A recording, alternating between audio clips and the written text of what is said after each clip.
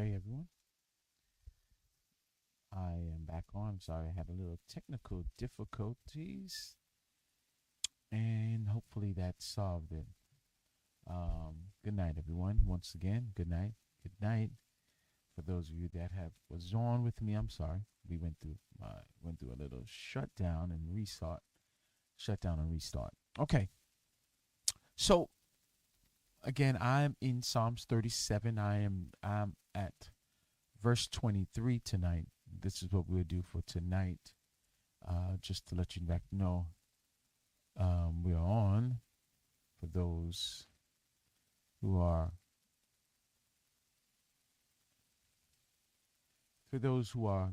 I just got a text. Okay. Just so that those will know that I'm on. All right. All right. Doing the same thing. All right. So Psalms 37, verse number 23 is what we're going to be doing tonight, 23 and 24. As I was saying telling you before, well, not that before, now that we are walking in wisdom, wisdom is a journey. And so in Psalms 37, verse number 23, David now is really discussing about the ways, the steps of those who decide to put their trust in God. Okay. And so David, after last week we talked about living a life of simplicity. Better is the little that the righteous have.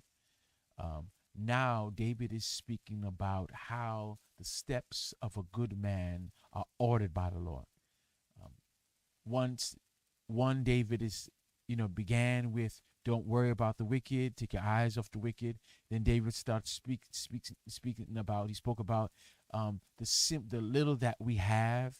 And now David is really trying to drive home the point of that the steps of a good man, and you've heard it probably this passage of scripture a thousand times, maybe said to you, maybe you used yourself.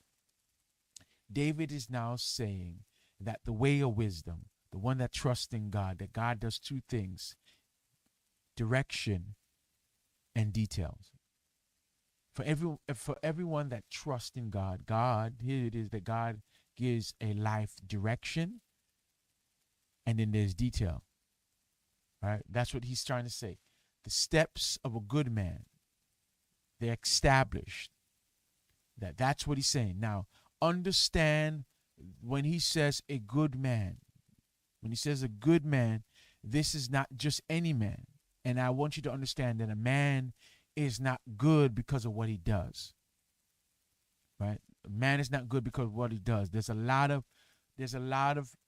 evil people that can do good things, right? But what David is specifying, it's not what a man, not what he does or what he do. It's who he knows, who he identifies with, who he serves. And because he serves God, he identifies a person who is doing what God tells him to do. Okay? That's what makes a man good. Just so you understand, what makes a man good is not what he does, because there's a lot of bad people out there that do good things. What David is trying to make sure he's singling out, what makes someone good is the God that he serves, serving God. That's crucial to the person's identity. God directs the lives of those who trust him. Yes, he is all powerful. Yes, he has control over everything. But he wants to make sure that the steps are those that trust in God, those who determine to serve God. He directs those steps. Okay? Yes, he's sovereign. But yes, he's sovereign over all human life, but understand the level of sovereignty and control for those who walk outside of God, that God does not. Of course, He is sovereign, but when you are deciding to operate on your own will, there are consequences attached to that, and you remove yourself outside of God's control. Now, is God still in control of everything? Absolutely. But you no longer trust. When you do your own thing, you no longer put your hands in the trust and the protective care of God. Does that make sense out there? Hopefully that does. All right. All right. So this is what he means by the steps of a good man. Those that decide to trust in God, those that place their life in God's hand. God, the steps of that man is ordered by the Lord. Now, again, that word steps means one going, the way one goes, the direction. It's the path of life. And the idea is that when you give God your heart, you are not wandering. Your life has direction. Okay? God wills. God ordains. That's important. That's what it's trying to say. That God ordains your steps. When you decided to accept Jesus Christ, your life becomes a life of order, a life of purpose. You're not aimlessly living or aimlessly wandering. That there is, when you serve God, that God has planned out, ordained, established your steps. That's the great benefit of trusting in God, is that you are not aimlessly wandering around. Your life becomes planned and purposed when steps of a good man are established, ordained, planned, purposed by God. Right? This is the Psalms 23, a glimpse of Psalms 23, and I'm sure this is, David, now being older, is indeed pulling on those experiences of the Lord is my shepherd. I shall not want. He makes me to lie down in green pastures. He leads me beside the still water. He restored my soul. He leads me. The Lord is my shepherd. He leads me. This is what it means, is that now that you have a shepherd, that your pathway is planned out, is ordained by God. Yeah.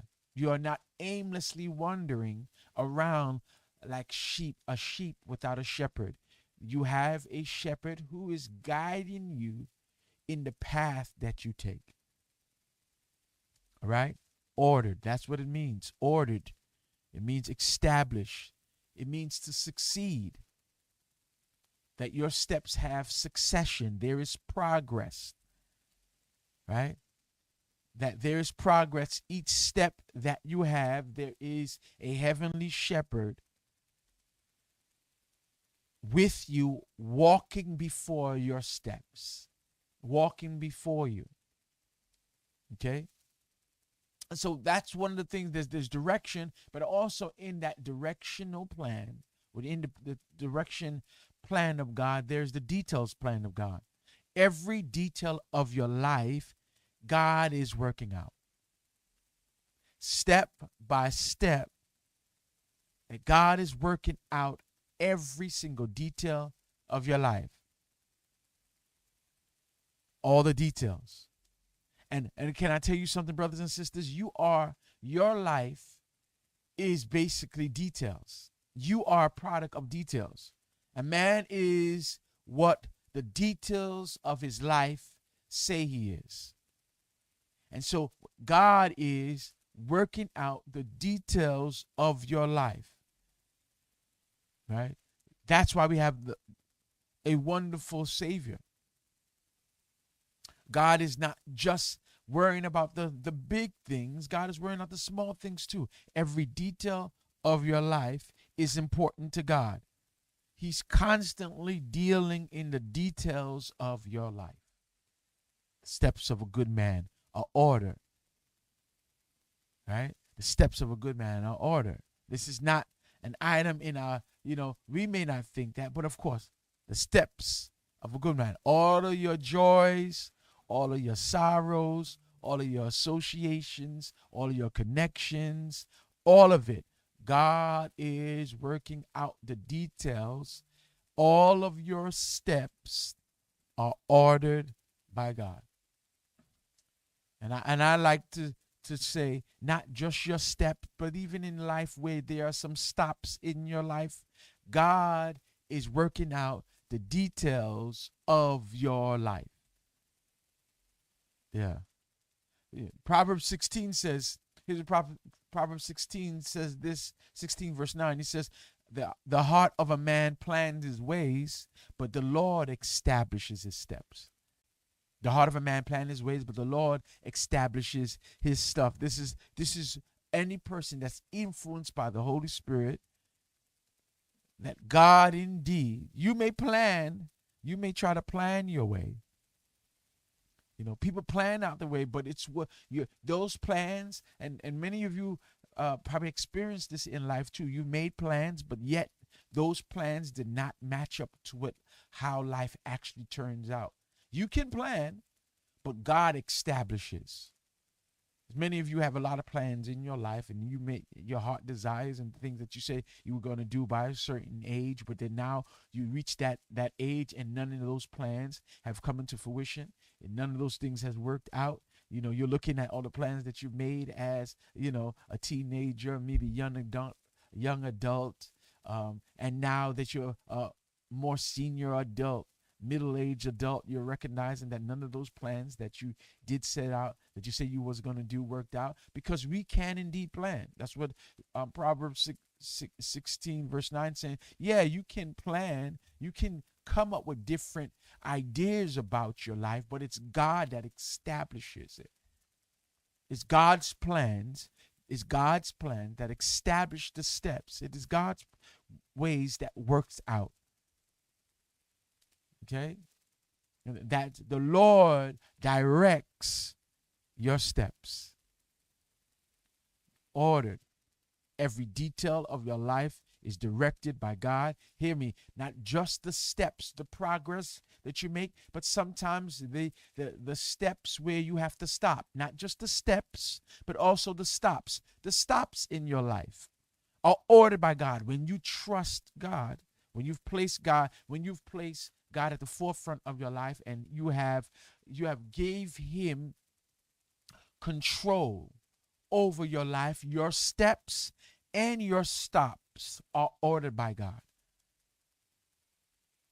Yeah. That you want to make sure that I want to make sure you understand that the steps and your stops are ordered by God. Your progress, when you feel like you're not progressing, all of these things, when you trust in God, are ordered by him. Your steps and your stops. Your steps and your stops.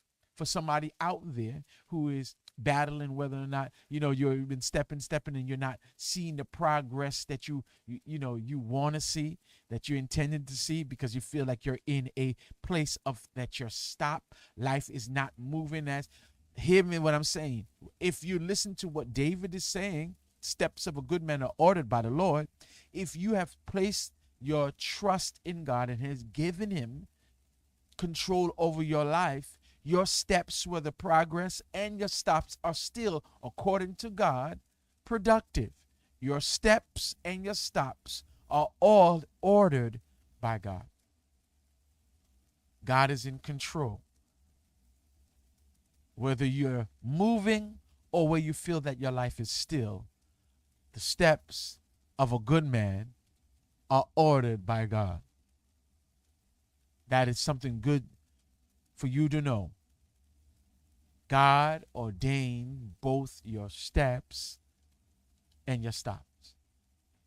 So he says, those that delight in his ways. Now, delighting in the way, This is very familiar to what we have. I think it's in. Let's go back to and you open your Bible, verse number verse number 4 of the same text. So David mentions delight a lot because he understands that verse number 4, verse number 4 of the same chapter, Psalms 37, verse number 4, delight yourself in the Lord, and he shall give you the desires of your heart. Now, when you jump down back at verse number of 23, the steps of a good man are ordered by the Lord. He delights in his way. Here's that word once again, delighting in his way, because it's important. It's important that you understand that delight that David keeps speaking about. This is about the meditation. This is about an internal pursuit for God. Those that pursue God, put in pursuit of studying. Those that set aside time to study, that set aside times to meditate, that set aside time for devotion. That delight, those that take the time to intentionally, purposefully study God, spend time with God, where that routine where you delight in the way of God, meaning you pamper yourself, you refresh yourself, you cheer yourself up about, you're thinking about God, you're thinking about the blessings, you think about all the things that he provided for you, you think about the way he has always showed up for you, you think about the character of God. What it is that you allow yourself to constantly refreshed and be reminded of the greatness of God and the things that he does. You delight in God. You take some time out to think about God, to study his word, to meditate. That is the way you delight in God. Studying, meditating, devotional time. That is delighting in God. And the more you delight in God, the more he will establish your steps. And the more your steps is established, the more you are delighted. The more you delight in God, the more that God delight in establishing your steps. One more time. The more you delight in God, the more he will establish your steps. And in effect, he will delight in you. God delight in you because you delight in him, and he will establish your steps. That is the goodness of God. The more you delight in him, God will delight in you and establish your steps. Okay? And so it's important for you to understand that, brothers and sisters, is that that the steps of a good man are ordered by the Lord when he delights in his way. You delight in God, God will delight in you and establish your steps. And the more your step is established, the more delighted you are, and of course, the more you will delight in God. It is a reciprocal, ongoing kind of chain. You delight in God, God will delight in you. He'll establish your steps. Your steps being established will delight you. You delight back in God, God delight in you. And it's the same. Keep feeding one thing. You delight in God, God delights in you. Establish your steps. Circular, over and over, like a never-ending loop. You delight in God, God delight in you, you establish your steps. You delight in God, God delight in you, he establishes your steps. A never-ending loop of delight and establishment. Okay?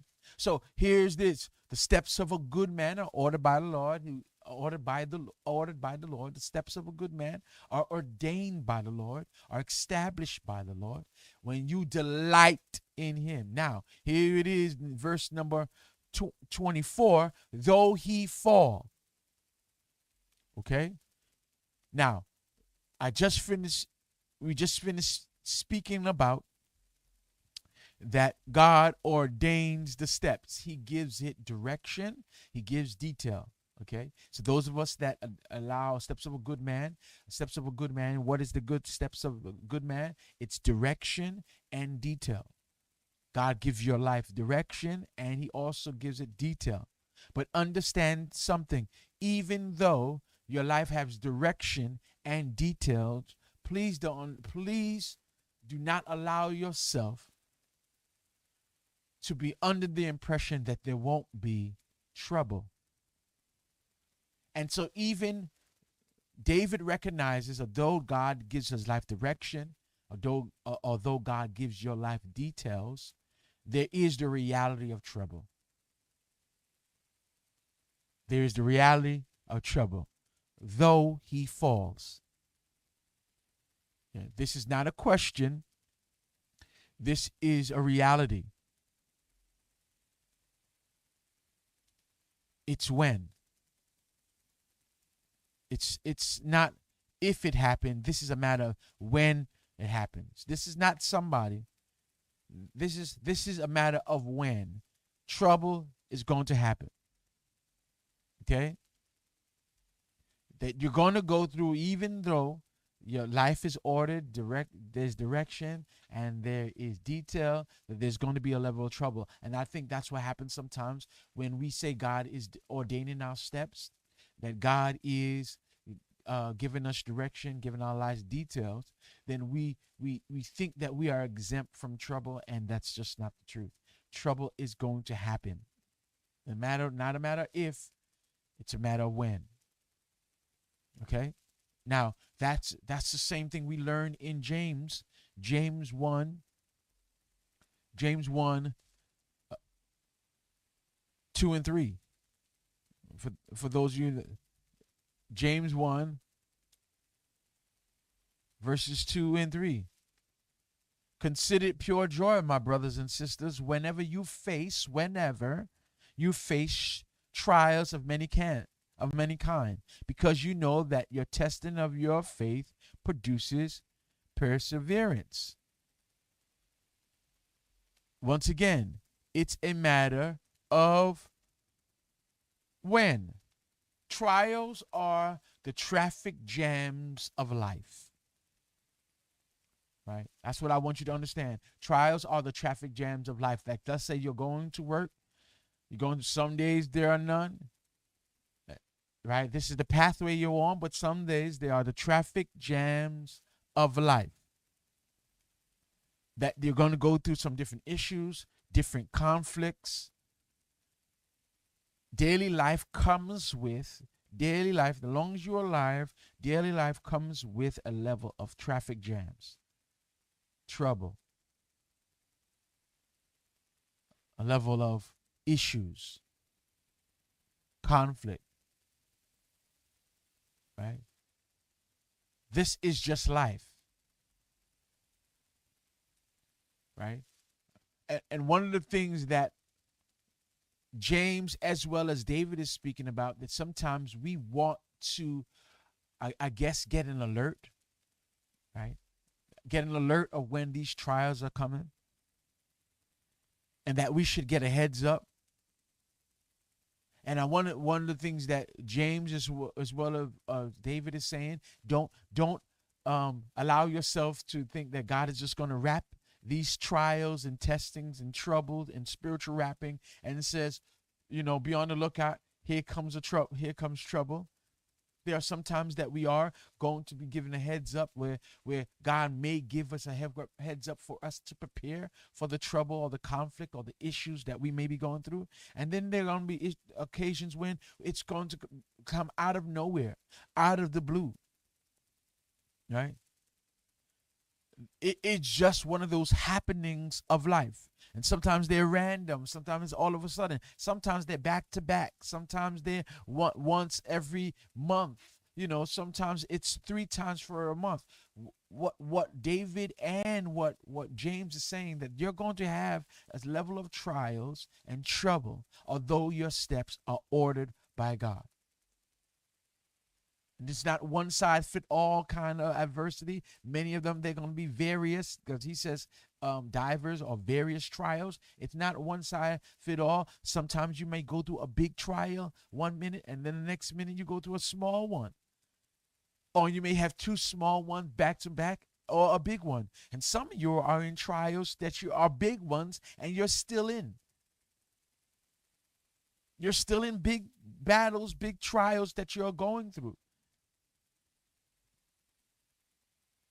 And what David What David is saying, as well as James, is understand that it's going to come. But understand, although these trials come as well, here's what he says in verse number 20 24. Though he fall, he shall not utterly be cast down. Although he fall, he will not utterly. You're going to experience a level of falling. Right.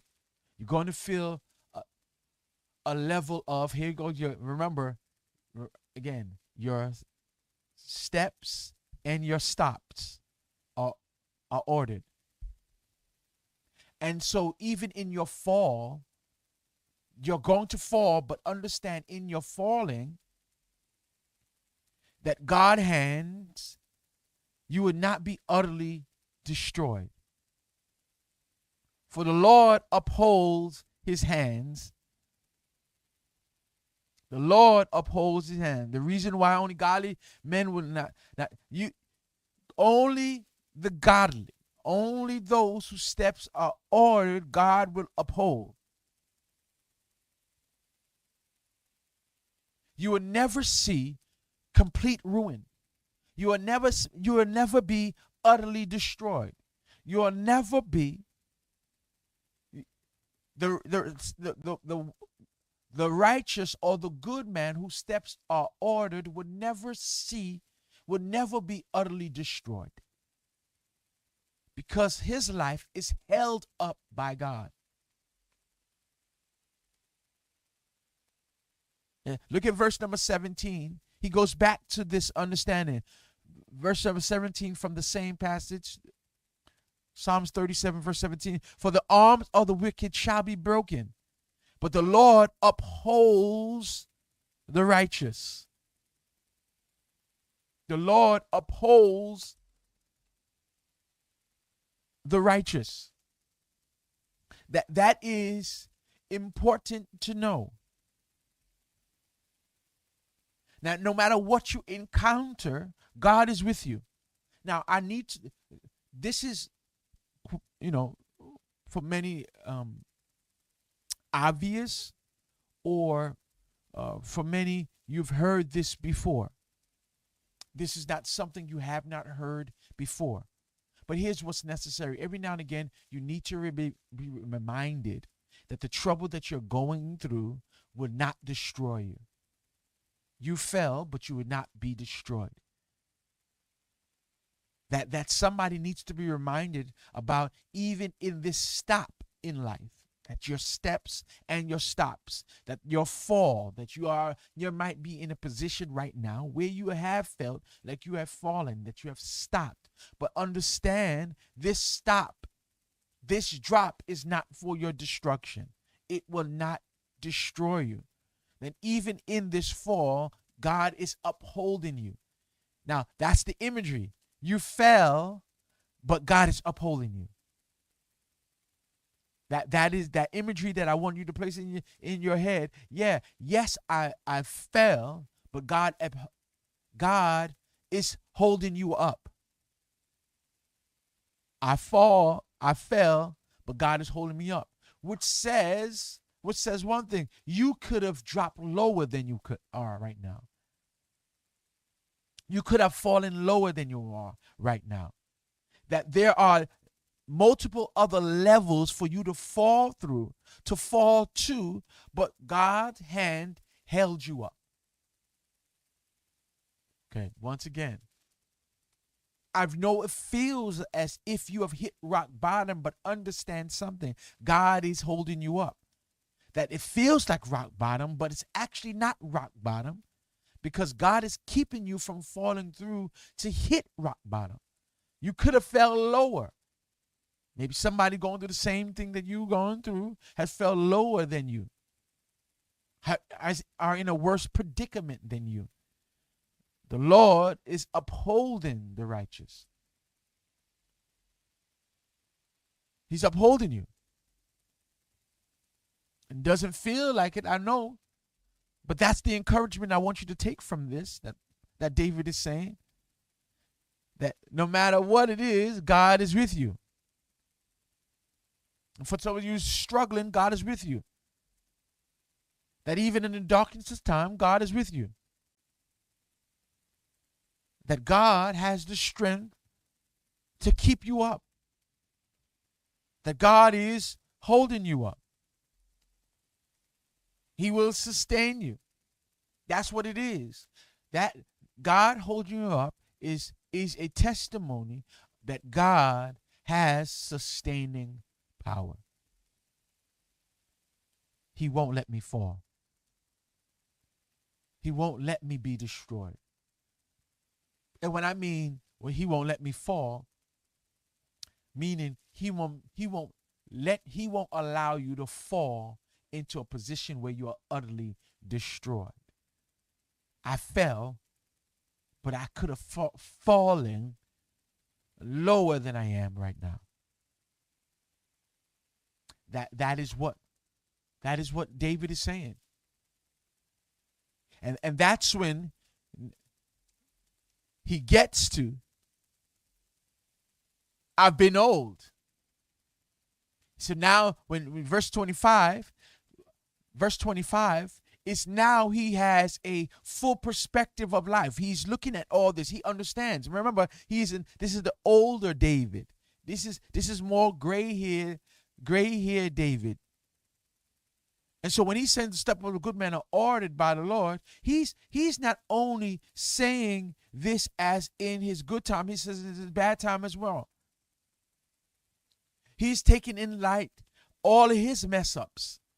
He's taking into light all his mess up, his Bathsheba moments, his being chased by his son's Absalom moment, him on the run from Saul moment, his David and Goliath moment. All of the different times of war and upheaval and friction and sadness.